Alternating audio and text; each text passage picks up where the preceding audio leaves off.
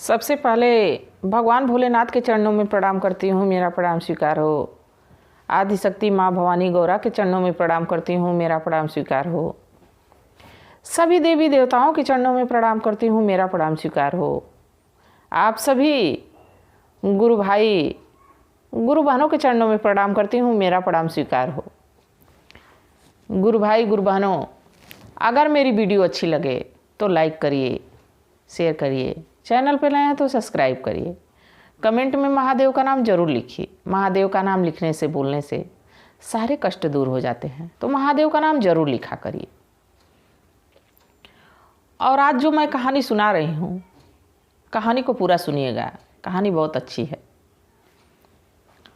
और अगर जो हम किसी पे अच्छाई करते हैं, किसी के साथ अच्छा करते हैं, तो हमारे साथ कभी बुरा नहीं होगा।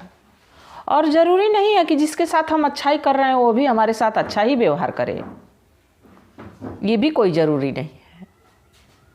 अगर जो किसी के साथ हम अच्छा कर रहे हैं तो कहीं ना कहीं से घूम के हमारे साथ कोई और ही हमारे उस अच्छे का अच्छाई ज़रूर दिखा देता है। ज़रूर हमको समझ में आता है कि हम किसी के साथ अच्छा किए थे, तो इसलिए भगवान हमारे साथ अच्छा कर रहे हैं। किसी ना किसी रूप में ज़रूर भगवान उस अच्छाई का फल हमको वापस लौटाते हैं।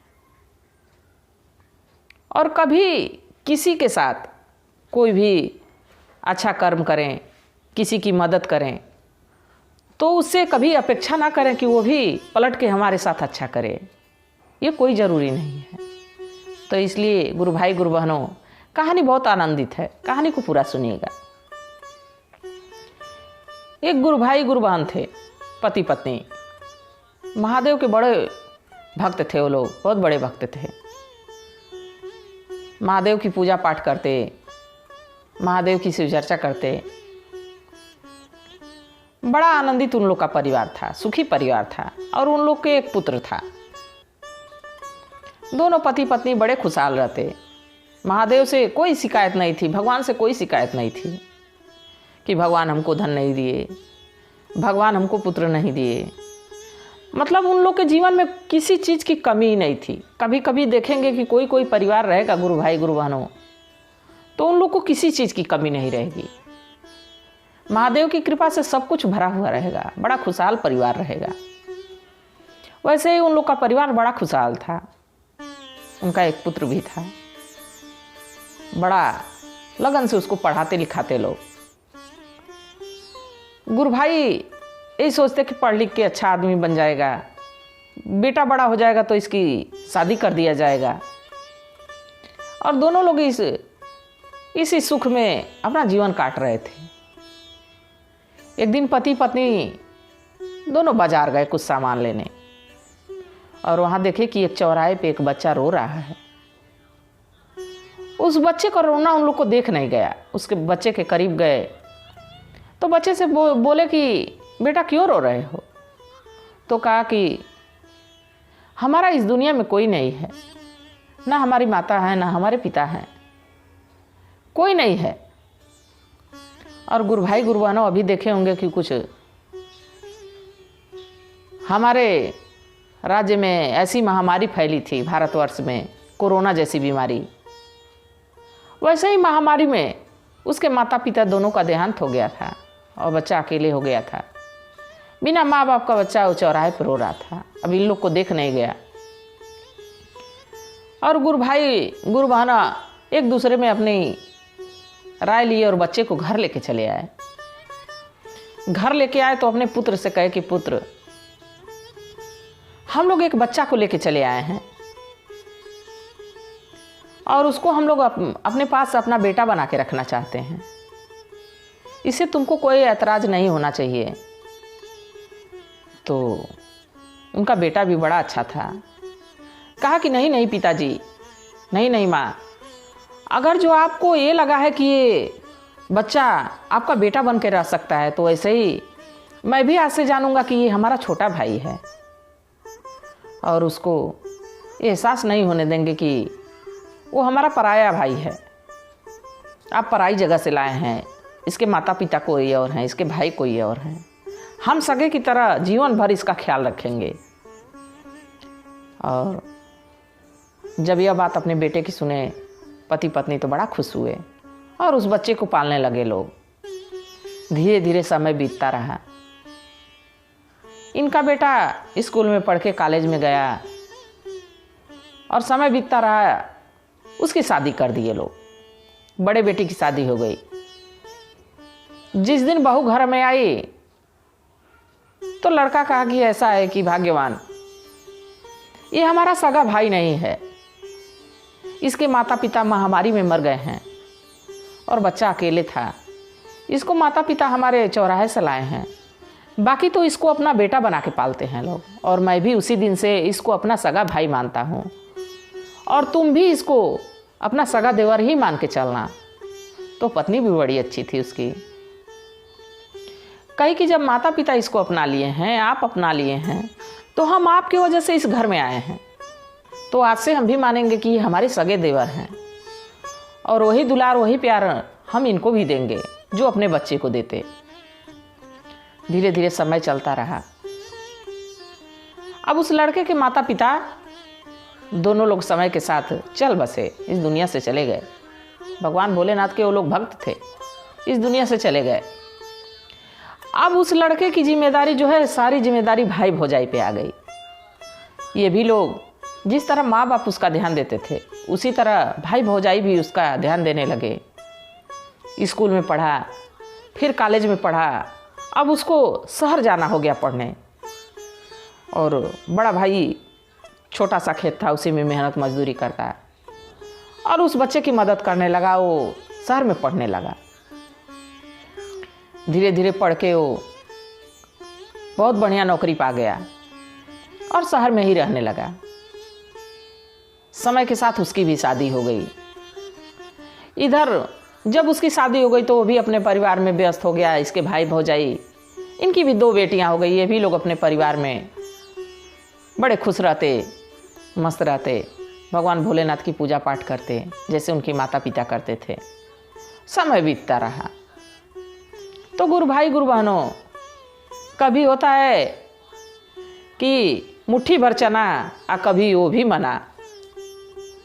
ये तो भगवान का नियम है कि कभी खूब मिलेगा, कभी कुछ नहीं मिलेगा। अब समय बीतता रहा। एक दिन एक दुर्घटना में बड़े भाई की जो है मौत हो गई। अब उनकी पत्नी और 2 बेटियां अकेले रह गईं। छोटे भाई को पता चला शहर में कि उसका भाई एक्सपायर कर गया। तुरंत गाड़ी बुक किया और अपने पत्नी के साथ गांव में पहुंचा। गांव में पहुंचा तो देखा कि भाई मृत पड़ा है, भाभी रो रही है, बेटियां रो रही हैं। वो भी अपने भाई को याद करके बहुत रोया। अब धीरे धीरे 10 दिन बीता, 12 दिन, 13 दिन, श्राद्ध का कार्यक्रम पूरा हो गया। अब उसको शहर जाना हो गया क्योंकि नौकरी से छुट्टी लेके आया था। तो हमने भौजाई से कहा कि भाभी आप चलिए, बच्चियों को ले लीजिए और चलिए शहर में रहा जाएगा। और यह बात वो क्यों कह रहा था? जब उसका भाई मरा पड़ा हुआ था, जब वो छोटा भाई आया तो कुछ लोगों को बात करते हुए सुना कि बेचारा कितना अच्छा था, 2 बेटियों का भार, अभी किसी की शादी नहीं किया और अपनी पत्नी पे छोड़ के और मर गया। कितना नेक बंदा था कि एक चौराहे पे पड़े बच्चे को अपना भाई बनाया, उसको अपनी भाई की तरह पाला। इसके माता पिता कितने नेक थे, कितने अच्छे थे कि चौराहे पे पड़े बच्चे को लाए और पढ़ा लिखा के आज सरकारी नौकरी वाला बना दिए। और आज तो इसके पे दुखों का पहाड़ टूट पड़ा है। इसकी 2 बेटियां जवान हैं और शादी नहीं कर पाया और ये मर गया। यह बात तो छोटा भाई सुना था, बाकी अपनी पत्नी से कुछ नहीं बताया। और इधर भाभी भी बड़ी स्वाभिमानी थी। कहीं नहीं देवर जी, मैं ये घर अपने पति का और उनकी ज़मीन जायदाद को छोड़ के मैं शहर नहीं जाऊंगी, मैं यहीं पे रहूंगी, अपने बेटियों का पालन पोषण यहीं से करूंगी। अब वो बेचारा छोटा भाई अपने पत्नी को लिवा के शहर चला गया। बाकी गुरु भाई गुरु बहनों, वो नौकरी कर रहा था।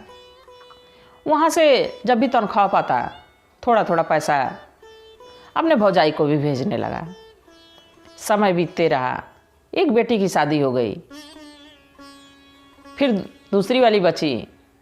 और यह बात वो जो तनख्वाह में से पैसा भेज देता था, यह बात छोटे भाई की पत्नी को पता चल गई कि जब भी मेरे पति तनख्वाह पाते हैं तो अपनी भाभी को भेज देते हैं इसमें से कुछ पैसा। अब जब यह बात सुनी तो उसको बड़ा कष्ट हुआ और अपने पति से झगड़ा करने लगी कि आप हमारे हिस्से का पैसा अपनी भाभी को भेज देते हैं, आप कमाते हैं और उन लोग को भेज देते हैं, वो तो बैठे बैठे पैसा पा जा रही हैं। तो छोटा भाई रोने लगा, कहा कि जो इस शरीर को देख रही हो, जो इस शरीर में एक आत्मा है उसको देख रही हो, उस आत्मा से पूछो, वो हमारे भाई भौजाई नहीं हैं। हमारे भाई तो स्वर्ग चले गए और हमारी भाभी हैं, वो हमको अपने बच्चे की तरह पाली हैं और मैं उनका सगा नहीं हूँ। हमारे माता पिता तो बचपन में ही महामारी में मर गए थे और ये लोग हमको चौराहे से उठा के लाए थे, मैं रो रहा था तो। और ये माता पिता हमारे पाले और ये हमारे भाई भौजाई अपनी संतान की तरह सुख दिए, हमको पढ़ाई लिखाए, हमको नौकरी के लायक बनाए। आज उस नौकरी में से कुछ पैसा अगर जो भाभी को दे देता हूँ तो इस पे तुमको दुख नहीं होना चाहिए। पत्नी भी समझदार थी, पढ़ी लिखी थी, तुरंत समझ गई कि जरूर कोई पुण्य आत्मा थी कि इनको पाल पोस के और इतना बड़ा कर दी। वो भी बड़ी अपने पति के इस बात पे बड़ी खुश हुई कि कम से कम मेरा पति तो उन लोग को इतनी इज्जत दिया जानने के बाद कि हम अनाथ थे, हमको पाले पोसे लो। और वो भी खुश होकर कही कि ठीक है आप पैसा भेजते रहिए। दूसरी लड़की की भी शादी लोग कर दिए और इसके बाद भाभी को अपने पास लेके चले आए और अपनी माँ की तरह अपनी भाभी को रखने लगे। तो गुरु भाई गुरु बहनों, गुरु भैया उस बच्चे को चौराहे से लेके आए थे और पाल पोस के अपना बेटा बना के पाले। वो अच्छाई एक दिन लौट के उस गुरु भाई के नतनियों पे आ गई, उनके बहू पे आ गई अगर जो परेशानी, तो वो अच्छाई आके उन लोग को उठा ली। तो गुरु भाई गुरु बहनों, अगर जो हम कुछ अच्छाई करते हैं तो भले हमारे पे अच्छाई लौट के ना आए, हमारी संतान पे आएगी अच्छाई लौट के, हमारे पोते पोतियों पे आएगी अच्छाई लौट के। तो कभी ये ना चिंता करें कि हम अगर जो किसी के साथ अच्छा कर रहे हैं तो अच्छाई क्यों नहीं लौट के हमारे पास आ रही है। हम तो किसी का भला कर रहे हैं, क्यों हमारा भला नहीं हो रहा है।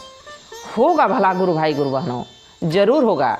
अगर जो मेरे साथ नहीं हो रहा है तो मेरे बच्चों के साथ होगा, हमारे नाती पोतों के साथ होगा। तो इसलिए हमेशा अच्छाई करिए, हमेशा दूसरों की मदद करिए, यही हमारा कर्तव्य है। इस कर्तव्य से कभी पीछे नहीं हटना चाहिए। तो गुरु भाई गुरु बहनों, कहानी कैसी थी ज़रूर बताइएगा। इसी के साथ हर हर महादेव।